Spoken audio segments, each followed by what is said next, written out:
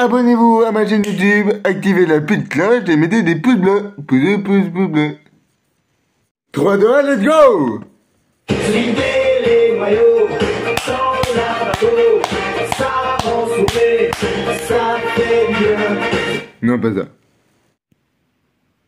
Nous sommes le 7 juillet 2024, il est 13h31, et je vais aller voter. Eh oui, voter Jordan Bardella. Vous aussi, votez Jordan Bardella. Et pas pour la gauche, pour Mélenchon. Voilà, je vais aller voter. C'est parti. Ça y est, j'ai voté. Le 7 juillet 2024. Encore 1 minute 25. Merci beaucoup, partons sans attendre à l'hôtel. Et je garde TF1. L'hôtel de Matignon, l'un des lieux très importants. Dans 30 secondes. Dans quelques instants, nos estimations de ce second tour. Allez Jordan! Claire va-t-elle... Allez Jordan Bardella! Le Rassemblement national arrivé largement en tête au premier tour sera-t-il en mesure de On constituer espère. un gouvernement? L'appel au Allez Jordan! lancé par les autres partis. Encore 15 secondes. Ça fait peur ce compteur là. Vous découvrirez le nouveau visage de l'Assemblée nationale. Allez Jordan!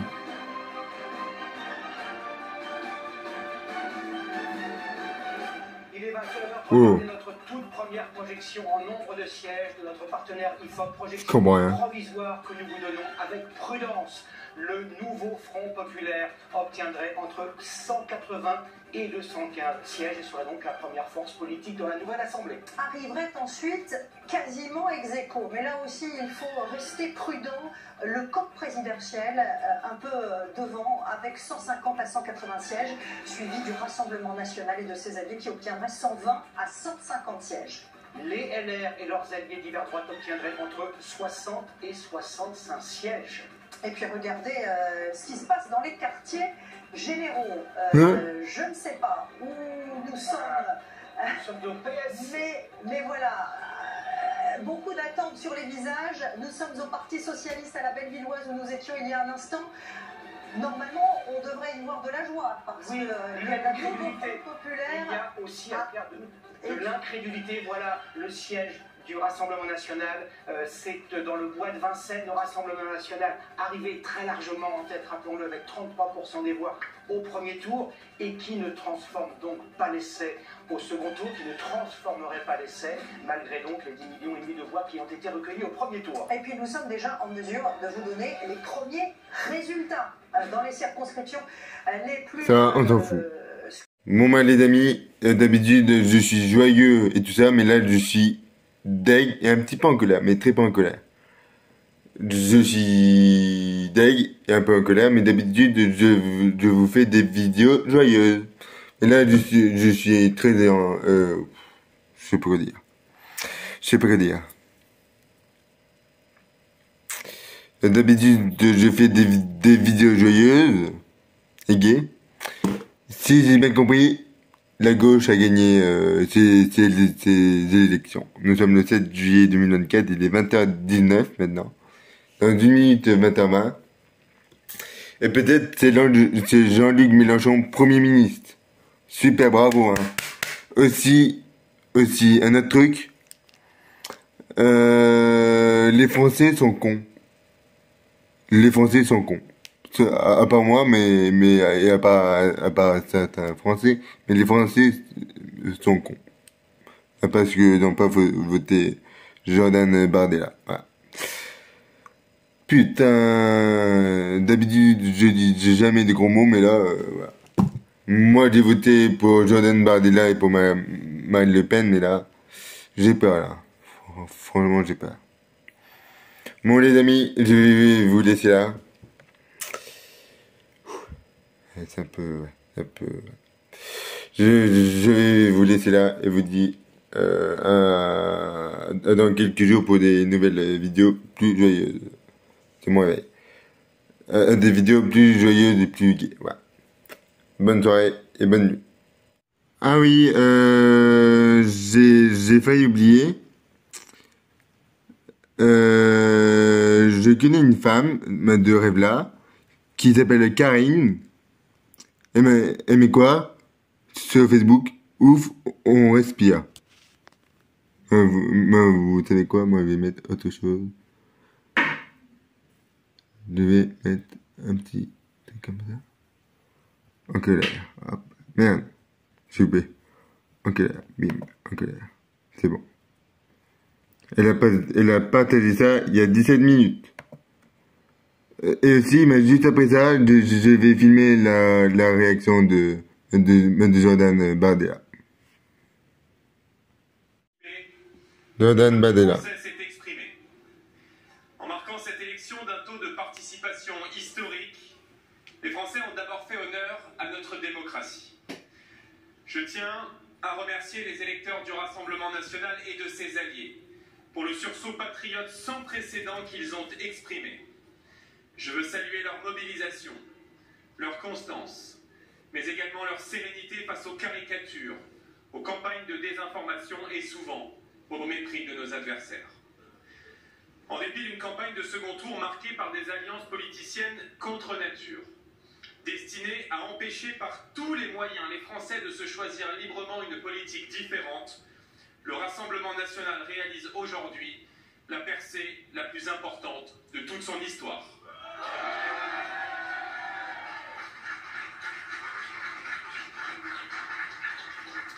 Malheureusement, l'alliance du déshonneur et les arrangements électoraux dangereux passés par Emmanuel Macron et Gabriel Attal avec les formations d'extrême gauche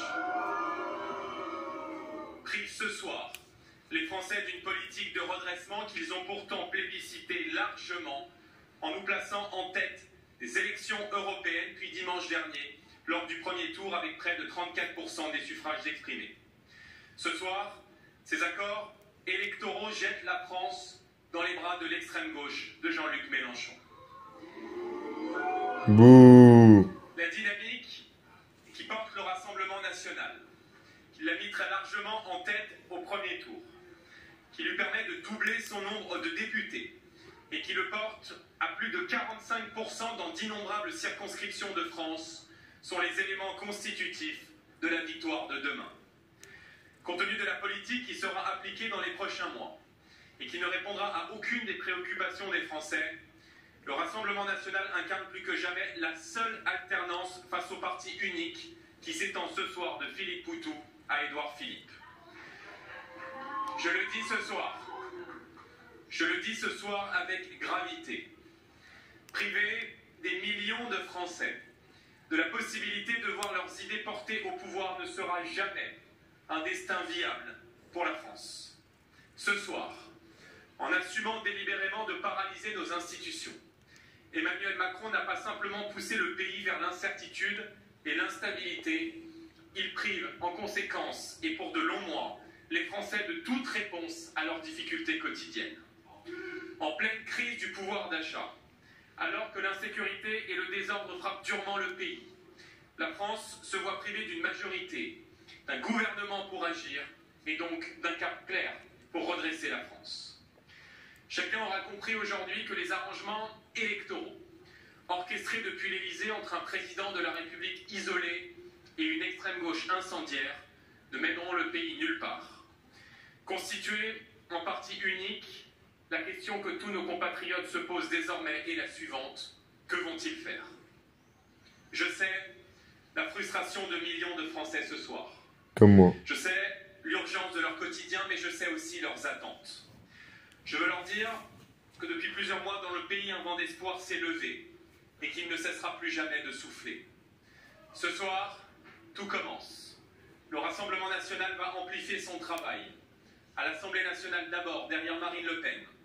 Dans le pays ensuite, en continuant d'œuvrer à l'union nationale, au rassemblement de tous les Français et bien sûr à l'alternance démocratique nécessaire qui vient. Au Parlement européen enfin, où nos eurodéputés joueront dès demain pleinement leur rôle au sein d'un grand groupe qui pèsera dans les rapports de force en Europe pour refuser la submersion migratoire, l'écologie punitive et la confiscation de notre souveraineté. Parce que le Rassemblement national est différent des autres. Il n'entrera dans aucune compromission politicienne. Aujourd'hui comme demain, il sera aux côtés du peuple français et prêt à assumer ses responsabilités. Nous ne voulons pas du pouvoir pour le pouvoir. Nous voulons le pouvoir pour rendre ce pouvoir au peuple français, pour restaurer la souveraineté de la nation et pour mettre en œuvre le projet de redressement qui sortira la France de l'ornière. À toutes les Françaises, à tous les Français, je veux dire que mon intention d'œuvrer au redressement du pays est plus forte que jamais. Je serai là, pour vous, avec vous, jusqu'à la victoire. Ce soir, tout commence. Un vieux monde est tombé, et rien ne peut arrêter un peuple qui s'est remis à espérer. Vive la France et vive la République.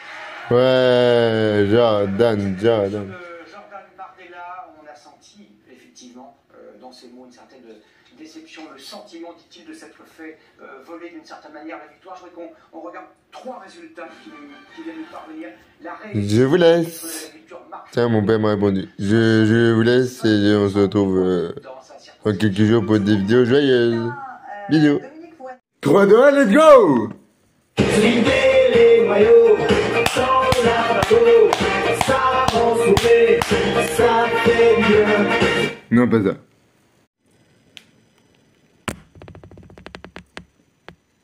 Abonnez-vous à ma chaîne YouTube, activez la petite cloche et mettez des pouces bleus. Pouces bleus.